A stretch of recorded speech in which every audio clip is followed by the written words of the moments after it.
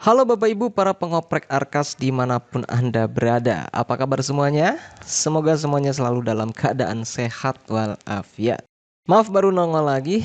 Di video kali ini seperti biasa kita akan coba bahas tentang bagaimana cara menginputkan data-data di Arkas. Ya, di video kali ini kita akan membahas bagaimana sih cara untuk membuat anggaran pengadaan meja, kursi, baik itu untuk peserta didik maupun untuk guru ya. Di sini kita akan cari tahu jenis kegiatan dan kode rekening apa yang tepat untuk pengadaan barang meja, kursi ini ya, agar nanti kita tidak salah memilih. Oke? Untuk itu langsung saja deh kita ke pembahasannya. Cikidal. Baik Bapak Ibu, di sini saya contohkan untuk menambahkan kegiatan baru ya. Kita klik tombol tambah baru di sini. Kemudian pada kolom kegiatan kita bisa pilih kegiatannya. Ini banyak nih kegiatannya ya, banyak sekali. Untuk memudahkan kita cari saja dengan kata kuncinya. Kita bisa menggunakan kata kunci meja. Kita ketikkan meja. Nah, di sini ada dua kegiatan yang muncul dengan kata kunci meja, yaitu kegiatan penambahan meja kursi murid dan penambahan meja kursi guru. Nah, karena di sini kita akan menginputkan barang meja kursi untuk murid, maka kita pilih yang pertama, yang ini, penambahan meja kursi murid. Oke, kita pilih ini ya. Baik. Jadi di sini barang yang akan kita inputkan itu adalah meja murid. Barangnya baru, kita beli baru gitu ya. Artinya bukan memperbaiki yang rusak. Rencananya kita akan beli meja murid ini sebanyak 5 buah. Dengan harga satuan per mejanya itu Rp400.000. Ingat, harga satuannya Rp400.000. Kemudian untuk kode rekeningnya. Untuk kode rekeningnya kita menggunakan apa ya? Dari beberapa kali percobaan dan penelitian, wih keren penelitian. Untuk nama barang meja, kursi, baik itu untuk murid maupun untuk guru ini, itu terletak di jenis kode rekening perabot kantor. Ya, list barangnya itu adanya ternyata di jenis kode rekening perabot kantor. Maka untuk itu kita akan gunakan kode rekening perabot kantor. Nah, ini kode rekeningnya 510201010030. Nama rekeningnya belanja alat atau bahan untuk kegiatan kantor, perabot kantor. Kita pilih ini. Untuk nama barangnya kita akan inputkan di sini di kolom uraian kegiatan. Namun karena di sini muncul tombol cari ya, yang simbolnya seperti ini, maka nama barangnya tidak bisa kita ketik manual di sini ya. Kita hanya bisa mencarinya saja. Nah, di sini. Nah, untuk itu kita cari nama barang dengan kata kunci meja. Kita ketikkan. Nah, ada meja guru ya. Kemudian di bawahnya ada meja siswa. Karena mejanya itu untuk siswa tadi, maka kita pilih yang kedua ini.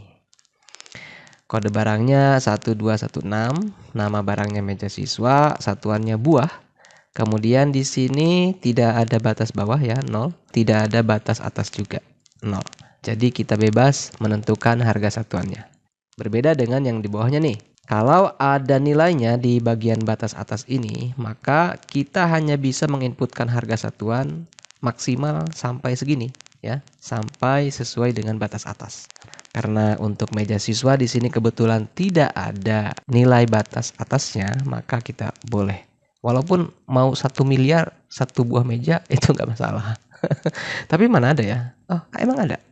Next. Jadi kita pilih meja siswa yang ini.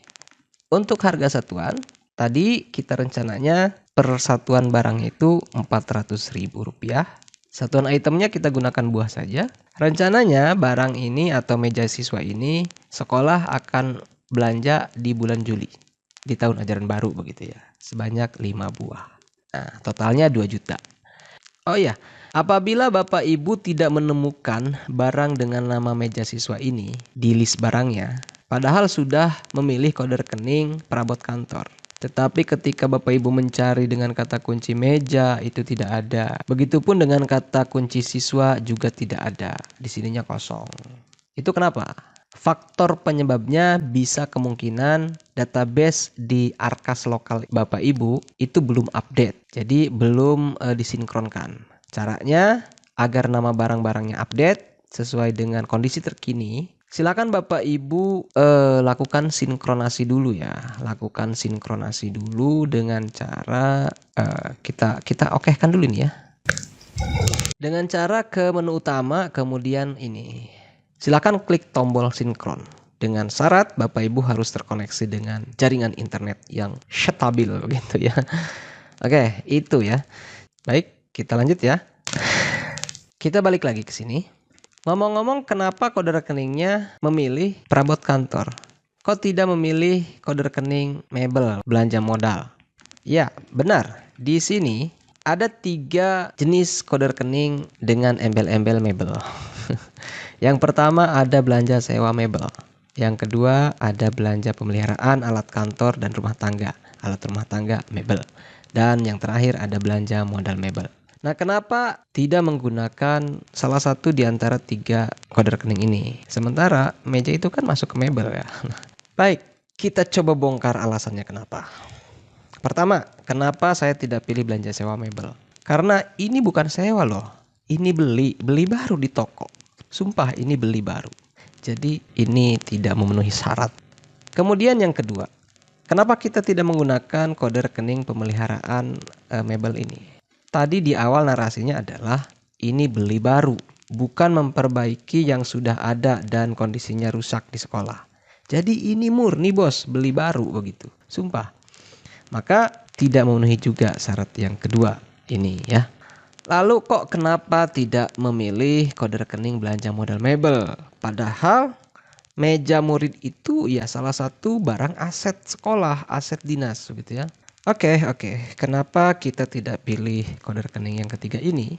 Alasannya adalah karena harga satuan mejanya itu, harga per mejanya itu di bawah 1 juta. Loh, emang kalau harganya di bawah 1 juta itu tidak masuk ke barang aset?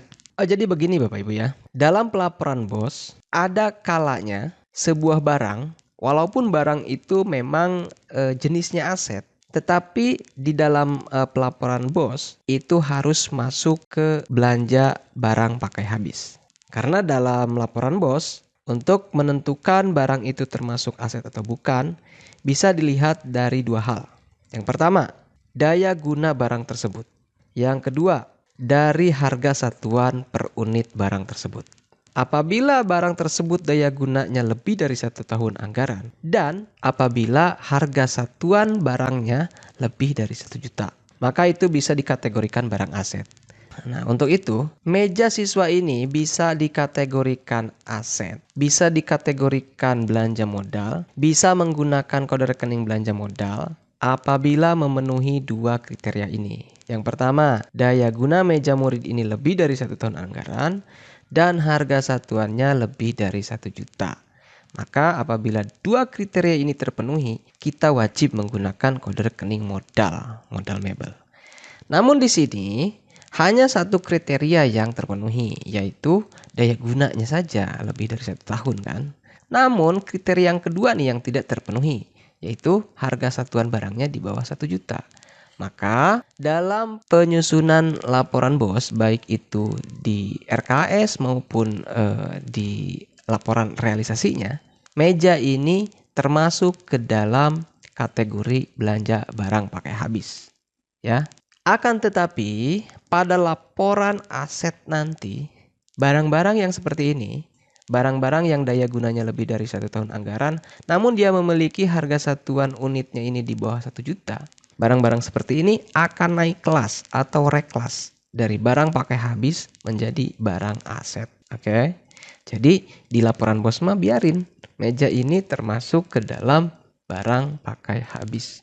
Nanti di aset baru kita naikkan kelas gitu. Bagaimana? Puyeng kan? Tidak ya? Nah, oke. Itulah alasan kenapa dalam belanja meja siswa ini kita memilih kode rekening belanja alat atau bahan untuk kegiatan kantor atau perabot kantor. Oke, bisa dimengerti ya? Kalau bisa dimengerti, ya kita selesai. Jika ada hal yang keliru dalam penyampaiannya atau ada hal-hal yang masih kurang jelas, silahkan kita diskusikan di kolom komentar. Nah, mudah-mudahan pembahasannya dapat sedikit membantu, khususnya bagi Bapak Ibu yang pertama kali menggunakan Arkas. Terima kasih telah menyimak videonya sampai selesai. Sampai jumpa di pembahasan Arkas berikutnya. Dadah.